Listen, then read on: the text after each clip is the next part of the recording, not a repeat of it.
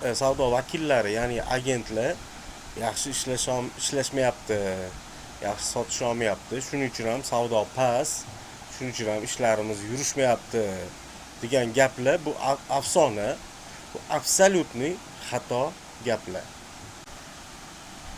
Aslida hamma narsa o'sha distribyutorlik kompaniyalaridagi menejerlar bilan supervizorlarga bog'liq.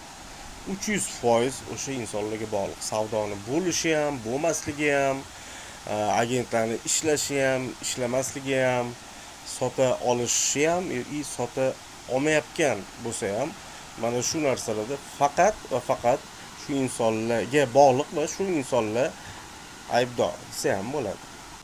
Bunaqa keskin gaplarni gapirishimga sabab bu avvalambor meni juda ham ko'p yillik tajribamga asoslanyapman distributsiya sohasida. Bu narsalarga men неоднократно, ya'ni takror va takror shu narsalarga iqror bo'lganman. Men shunaqa kerak bo'lsa o'zimdan tashqari agar oladigan bo'lsam ham juda ham ko'p menejerlar yoki supervizorlarni taniyman. Ular qaysi kompaniyaga borsin, qaysi brendni bersangiz yoki qaysi jamoani o'sha nima deydi, yaxshi ishlamaydigan agentlarni berib qo'yasizmi, boshqami, hamma joyiga gullatishadi. Hamma joyga mehr berishadi, ishlashadi va hammasini joy-joyiga qo'yib rivojlantirishadi.